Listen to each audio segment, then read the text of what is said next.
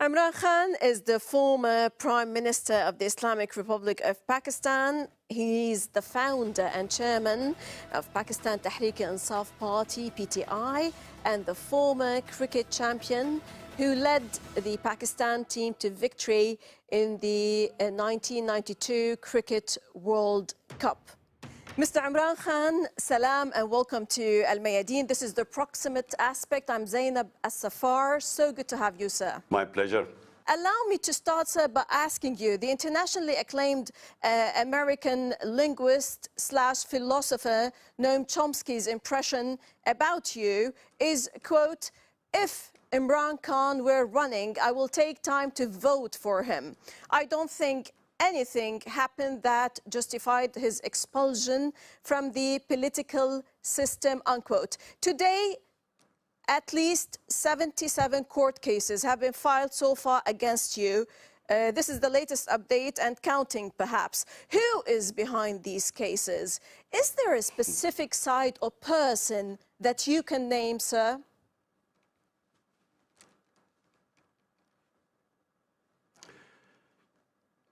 Well, we have been taken over by a bunch of criminals. Pakistan, the reason why our economy, which was going through its best performance in 17 years in terms of growth rate, in record exports, record agricultural production, record taxes, industrial growth, and IT exports were just improving. So a country that was going through its best period in 17 years as far as the economy went, despite 2 years of COVID-19, our government was removed through a conspiracy. The conspiracy was led by our ex-army chief. He combined with these two crooked families who had been ruling Pakistan for 30 years, and I had replaced them.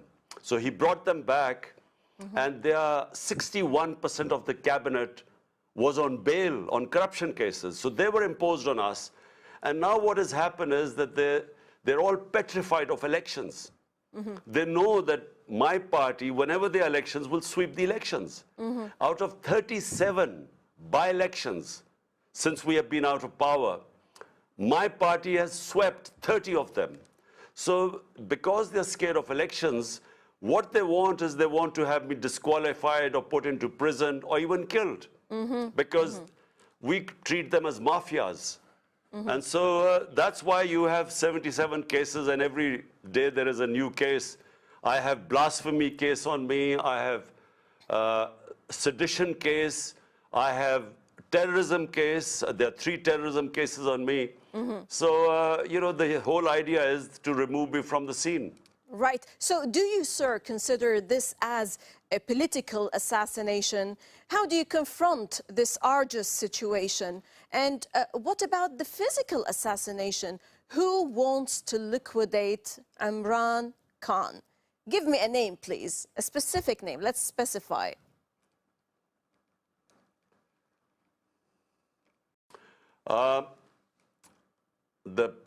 The assassination attempt on me was predicted by me.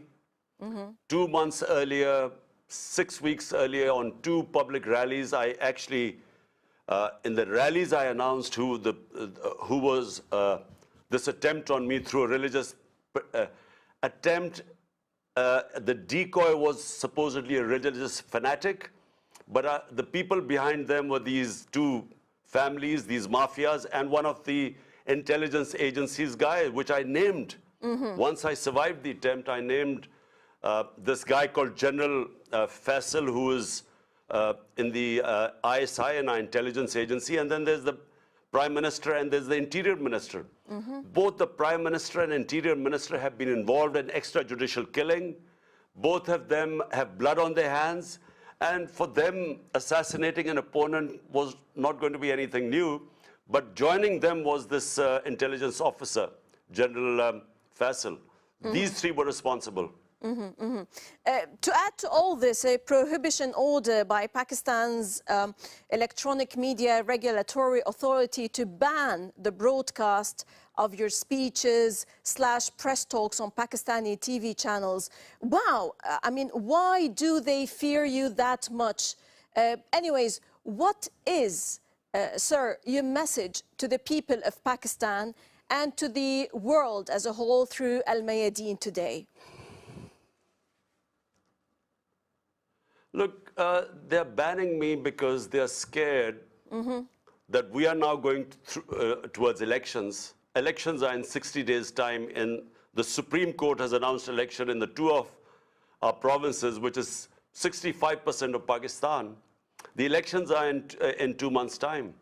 So the reason why they banned me is because they don't want me to campaign. And why they don't want me to campaign, they're scared. Because, as I repeat, out of 37 by-elections, where the government had been supported by the government machinery, by the administration, by the establishment, by the election commission, despite, and all parties on one side, 13 parties on one side, my party beat all of them in 30 of 37 elections. So they're all scared. And that's why they want me out of the way. Let's shift some gears and talk about the foreign policies. Mr. Khan, you have rejected the request of the EU ambassadors to voice an anti-Russian stance vis-à-vis the Russian military operation in Ukraine. How do you see the future of Pakistani-Russian ties and between East and West? Where does Imran Khan stand today, especially with the burgeoning of the China-Pakistan economic corridor? Well, look, first of all, you know, foreign policy is made for the benefit of the people of your country. So national interest means the interest of the people of your country. And foreign policy should protect the interest of your country. So when the European Union ambassadors asked me publicly, which is unprecedented, it's against diplomatic norms, they publicly asked me to condemn the Russian invasion of Ukraine. I asked them one question, that why did they not ask India to condemn the Russian invasion? Because India is a partner, an ally of the United States in what is called the Quad. So it's a strategic ally. So why did they not ask India? Why did they ask Pakistan? So that was my number one point, which is bizarre. I mean, how dare they interfere in our internal politics? Secondly, my idea of international relations, as I've just said to you before, are the 220 million people of Pakistan. We had negotiated with Russia, just like India, to get discounted oil, because after the Ukraine invasion, the price of international oil went up. And countries like us suffer when the prices of oil go up, because it causes inflation, which causes poverty. Sure. So we had negotiated this discount. Now, by condemning them, we were jeopardizing this. And my third point is that why is morality selective for the European ambassadors or for the United States? Exactly. Because when it comes to their interest, they do not condemn what is happening in Palestine or what is happening in Kashmir, because Israel is their ally and India is their ally. But they want us to take positions Double standards, sir. on international relations, which is their issue. And it's their issue. I mean, the European war is not Pakistan's issue. True. So they want us to take stand there where it can be very costly for our people. Right. On issues pertaining to Pakistan, in a similar vein, definitely the issues of occupied Kashmir and Palestine are thorns in the heart of the Islamic Ummah in their common suffering and atrocities. In your perspective, sir, is there any viable solution for both issues?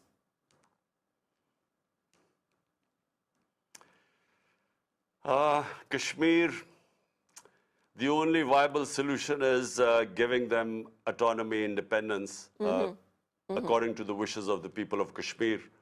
This was the world community through the United Nations Security Council resolution 70 years ago was promised to the people of Kashmir that they will be able to decide their own destiny through self-determination, through plebiscite, True. whether they want to be with India or Pakistan. So they should be given the right. You can't, use force, and you cannot, through the barrel of a gun, keep people enslaved. So that is really the only solution. But unfortunately, I have no hopes for the current government in India, the BJP government. And Israel is the same with the Palestinians. How can you deprive people of their right to live as free, liberated human beings? So it's the same thing is happening. Unfortunately, there is this very hardline Israeli governments that just, for some reason, will not understand that where are the Palestinians going to go? And how long will you keep them imprisoned like that, or in an open prison? You have to give them their rights sooner or later. Otherwise, this problem is not going to go away. But unfortunately, I don't see much logic and reasoning amongst the hardline Israelis. Right. Now, sir, Mr. Khan, Craig Murray, former British ambassador, I'm coming back to your matters internally, tweeted that the CIA's deposing of Imran Khan as Prime Minister for his opposition to the US drone campaign operating within and from Pakistan is probably the most underreported story of the last couple of years. What is the reason for your categorical refusal, saying absolutely not for establishing US military bases in Pakistan? And how do you see the future of the relationship, perhaps, with Afghanistan after the US withdrawal and the Afghans breaking the shackles of slavery, as you termed it? Well, look, first of all, the reason why I said absolutely not, it's because Pakistan joined the US war on terror. 80,000 Pakistanis were killed. There was over $100 billion lost to the economy. We had over 400 drone attacks conducted by the US, bombings inside Pakistan, and a lot of the drone attacks killed innocent civilians. And the revenge attacks for the drone attacks were against the Pakistani security forces. And what did Pakistan get out of this joining the US war in the end? We were blamed for playing a double game.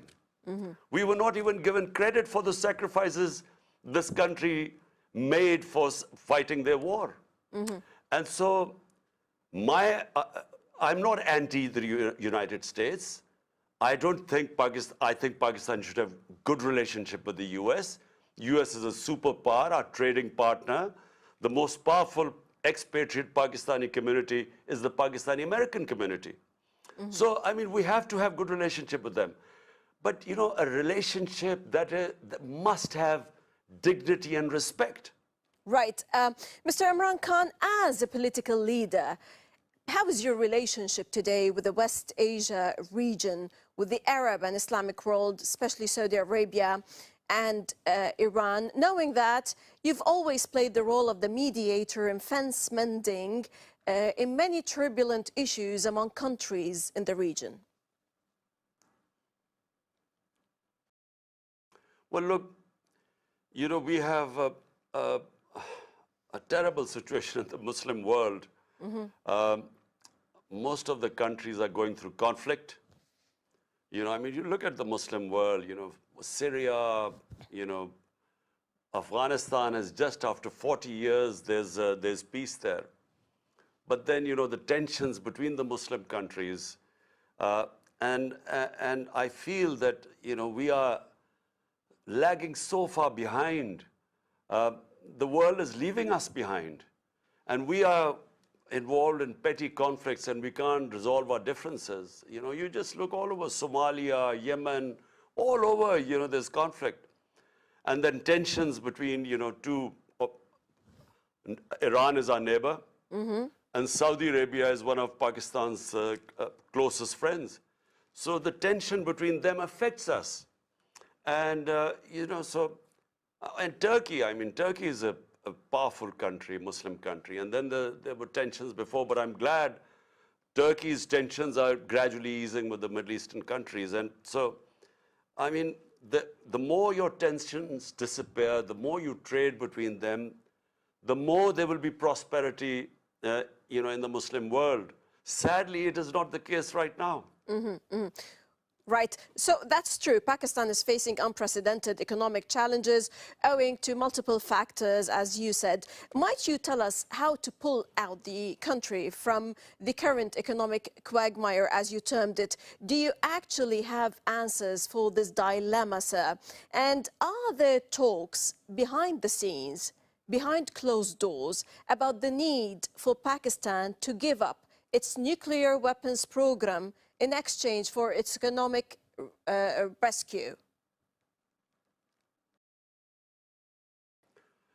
Well, the way Pakistan will get out of this economic mess is to have justice and rule of law. You must remember that countries that have rule of law are prosperous. Countries which have the law of the jungle are called banana republics, not because of lack of resources, but because they don't have laws. Civilizations throughout history prospered which had relatively better justice system and rule of law. So Islam, when it prospered and when we call the golden age of Islam, it was when our Prophet Muhammad sallallahu alaihi wasallam set up the state of Medina based on a justice system of rule of law. And it is rule of law that liberated the people. And that's how they became world leaders. So that is the number one thing in Pakistan. And now when you talk about the second issue, it is worrying all of us. Because, we have, if there was no threat from a neighbor 7 times the size of Pakistan, which is India, we would not be worrying. I'm not very pro-nuclear weapons anyway. But the fear in Pakistan is that at the time in India, there is an extremist, a racist government in power with an extremist ideology. And so therefore there is a worry that if it's 7 times the size of Pakistan, if we do not have the protection of a nuclear cover, Pakistan's security would be at stake. So therefore, I don't know what is happening behind the scenes, but if worry is that if you're economically bankrupt, then there would be a pressure for us, to give up our nuclear weapons. And this has been a worry of Pakistanis for a long time because of the insecurity bred by a neighbor 7 times the size of Pakistan. You have announced recently that you have forgiven everyone, including those who attempted to take your life in Wazirabad last year, for the sake of the country and the journey towards real independence, or fighting for the haqiqi azadi, or true freedom. What is your strategy, Mr. Khan, in this sense?